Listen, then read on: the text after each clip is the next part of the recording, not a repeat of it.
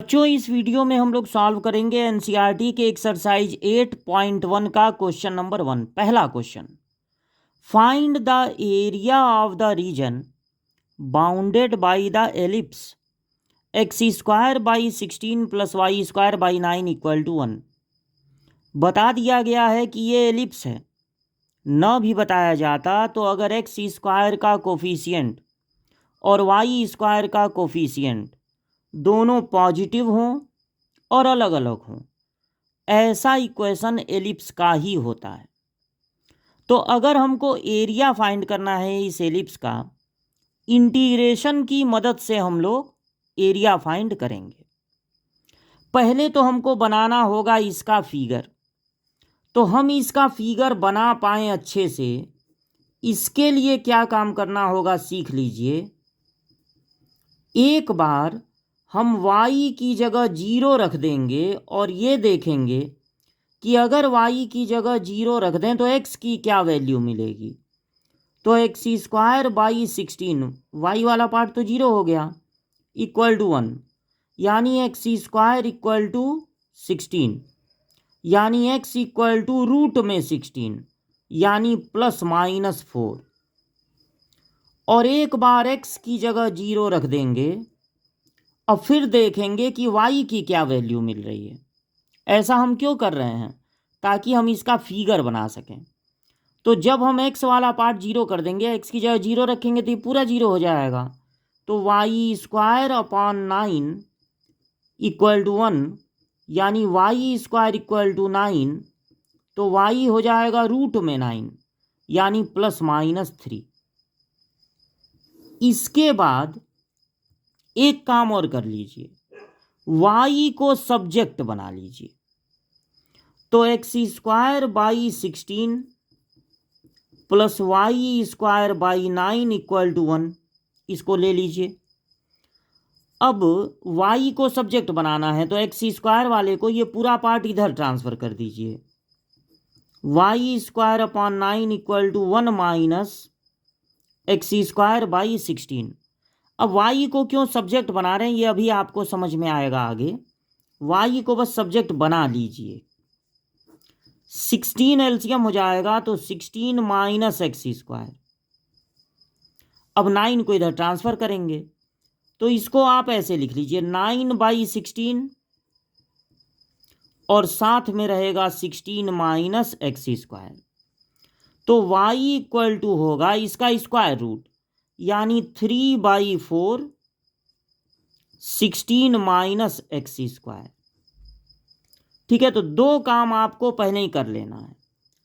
पहला काम, एक बार y की जगह 0 रख के x पता लगा लीजिए, एक बार x की जगह 0 रख के y पता लगा लीजिए।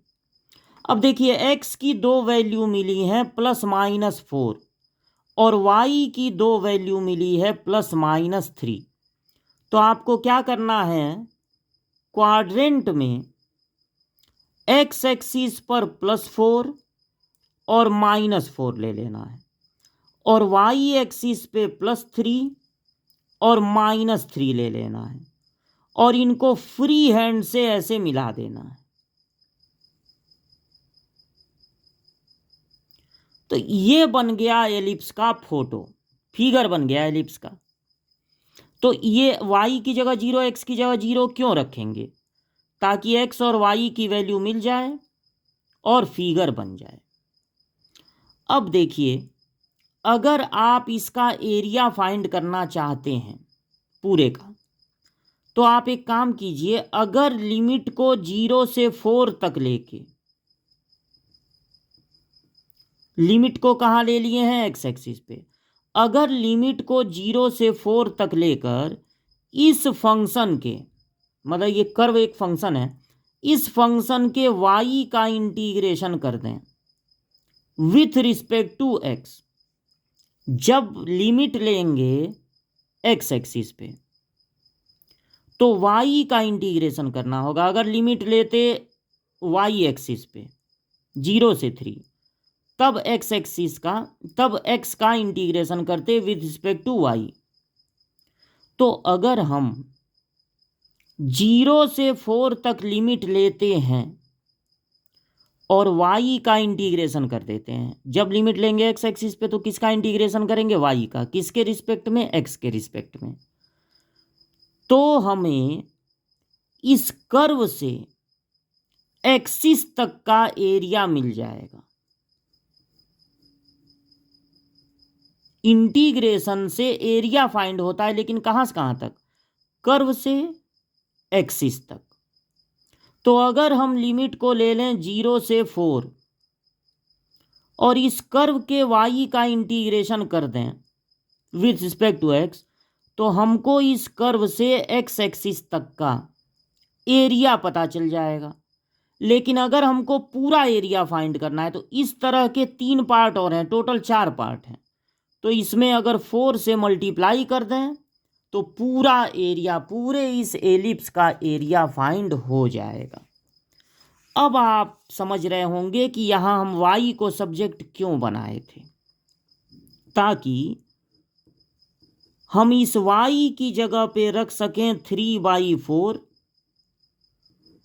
16 माइनस एक्स स्क्वायर रूट में, सॉरी, जब स्क्वायर रूट निकालेंगे इसका भी निकलेगा, रूट में 16 माइनस एक्स स्क्वायर। अच्छा, एक बात और आपके दिमाग में होगा, यहाँ जब हम स्क्वायर रूट फाइंड किए हैं तो प्लस माइनस में लिखे हैं, यहाँ भी स्क्वायर रूट फाइंड किए हैं तो प्लस माइनस में लिखे हैं, लेकिन जब y को सब्जेक्ट बनाए हैं और रूट फाइंड किए हैं उसको प्लस माइनस में नहीं लिखे हैं। ऐसा क्यों? क्योंकि जब आप किसी फंक्शन में से y फाइंड करते हैं फॉर डिफरेंशिएशन या फॉर इंटीग्रेशन, डिफरेंशिएशन के लिए या इंटीग्रेशन के लिए, तो हम कभी भी 2 कंडीशन लेकर नहीं चलते हैं प्लस और माइनस, हम केवल एक कंडीशन लेकर चलते हैं प्लस। सिर्फ एक लिमिट जब से शुरू हुआ है तब से अगर लिमिट के लिए, डिफरेंशिएशन के लिए या इंटीग्रेशन के लिए कभी भी जब y को सब्जेक्ट बनाएंगे या x को सब्जेक्ट बनाएंगे तो 2 कंडीशन प्लस माइनस लेकर नहीं चलेंगे, बस एक कंडीशन लेकर चलेंगे प्लस। इसलिए यहाँ तो फिगर बनाने के लिए एक्स वाई फाइंड किए हैं तो प्लस माइनस लिखेंगे, लेकिन यहाँ पर इंटीग्रेशन के लिए y को सब्जेक्ट बनाए हैं तो प्लस माइनस नहीं, केवल प्लस लेके चलेंगे। अब देखिए, इस 4 से ये 4 हो गया कैंसिल, 3 बचा और इंटीग्रेशन ऑफ 3 को बाहर भी निकाल सकते हैं। इंटीग्रेशन है 16 माइनस एक्स स्क्वायर का, तो 16 को लिख लिया जाए 4 का स्क्वायर, ताकि यहाँ पर इंटीग्रेशन का ये फार्मूला लगा सकें।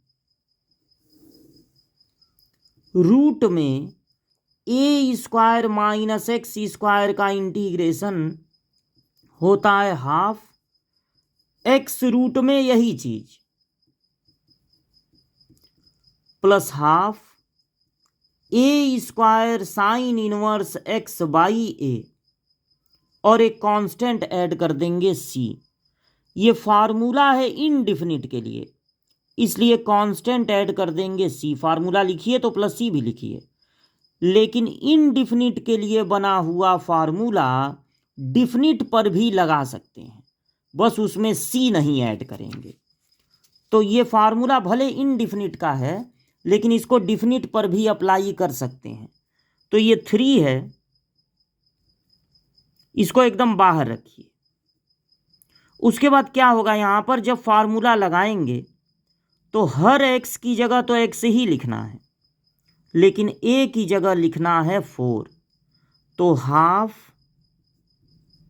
x की जगह x और a की जगह 4, x की जगह x, 1/2 a की जगह 4 रखना है, तो 4 का square 16 sine inverse x by a की जगह क्या लिखना है 4। अब इस पर लिमिट लगा देंगे 0 से 4। इस 3 को आप लिमिट के अंदर भी रख सकते हैं, बाहर भी रख सकते हैं, कांस्टेंट पे लिमिट का कोई फर्क नहीं पड़ता। तो मन करे बाहर रखिए, मन करे अंदर रखिए। अब क्या करेंगे, एक बार हर x की जगह अपर लिमिट रखेंगे तो 3 और हर x की जगह 4 रखेंगे। तो जब यहाँ x की जगह 4 रखेंगे तो ये पहला पार्ट हो जाएगा 0, 4 स्क्वायर माइनस 4 स्क्वायर 0, और ये कितना है 8। साइन इनवर्स क्या हो जाएगा, 4 रखेंगे तो 1, फिर माइनस 3 लिख लीजिए। और अब लोअर लिमिट रखेंगे। जब लोअर लिमिट रखेंगे तो ये x 0 होगा, इसके कारण पूरा 0 हो जाएगा। ये होगा ना, x की जगह 0 रखेंगे पूरा 0 हो गया, और 4 रखने पर भी 0 हुआ था, तब ये बाहर वाला नहीं 0 हुआ था, इसके 0 होने के कारण पूरा 0 हो गया था। अब जब 0 रखे हैं तो इसके 0 होने के कारण पूरा 0 हो जाएगा, प्लस 8 साइन इनवर्स 0, 0/4 मतलब 0। अब पूरा का पूरा इनवर्स एक एंगल होता है, 0 को छोड़ दीजिए। साइन इनवर्स 1 का मतलब है साइन कितने की वैल्यू 1 होती है, तो 90 डिग्री यानी π/2। इस 0 को छोड़ दीजिए। 8 इंटू साइन कितने की वैल्यू 0 होती है, तो साइन 0 की। अब 8 इंटू 0 हो गया 0, उसमें 3 का मल्टीप्लाई होगा तब भी 0। यहाँ पर आया 2 से इसको काट दीजिए, 3 4 जा 12 पाई स्क्वायर यूनिट्स। अब पता नहीं ये मीटर में है तो मीटर स्क्वायर होगा, सेंटीमीटर में है तो सेंटीमीटर स्क्वायर होगा, यूनिट नहीं पता है तो स्क्वायर यूनिट लिख देंगे। एरिया का ऐसे ही यूनिट होता है। तो इस तरह से अगर आपको इसका एरिया फाइंड करना है by the help of integration, तो सबसे पहले y की जगह 0 रख के x पता लगाइए, x की जगह 0 रख के y पता लगाइए, उससे फिगर बन जाएगा। फिर y को सब्जेक्ट बना लीजिए। जब आप लिमिट को लेंगे 0 से 4, लिमिट को जब लेंगे x एक्सिस पे तो y का इंटीग्रेशन करना होगा विथ रिस्पेक्ट टू x। हमेशा इंटीग्रेशन से एरिया कहाँ से कहाँ तक मिलता है, कर्व से एक्सिस तक। तो आप लिमिट 0 से 4 लिए हैं तो बस इतना एरिया मिलेगा कर्व से एक्सिस तक। अगर आप लिमिट को -4 से 4 लेते तो पूरा इस कर्व से एक्सिस तक, तब आपको डबल करना रहता पूरे एरिया के लिए, तब केवल 2 का इंटू करना होता। लेकिन अगर लिमिट में एक -4 रहेगा तो रखने में दिक्कत होगी, टाइम लगेगा ज़्यादा, इसलिए लिमिट को ले लीजिए 0 से 4, y का इंटीग्रेशन कर दीजिए और उसी में 4 का मल्टीप्लाई कर दीजिए तो पूरा एरिया निकल जाएगा। अब y को सब्जेक्ट बनाए ही थे, उसके बाद रूट में a² - x² का फार्मूला लग गया है, अपर लिमिट लोअर लिमिट रख के माइनस कर दिए हैं, तो आंसर हो गया 12 पाई। आपका आंसर सही है कि नहीं ये भी आप चेक कर सकते हैं। देखिए, अगर आपको मिला है x²/16 प्लस y²/9 = 1, तो एरिया होता है π/AB। देखिए, इसको a² कहते हैं तो a की वैल्यू 4 होगी, और इसको b² कहते हैं तो b की वैल्यू 3 होगी, और पाई भी है, तो पाई इंटू 4 इंटू 3 यानी 12 पाई। इसका मतलब ये जो आंसर आया है वो बिल्कुल सही है। अगर ऑप्शनल क्वेश्चन हो तो आप π/AB से भी एलिप्स का एरिया फाइंड कर सकते हैं।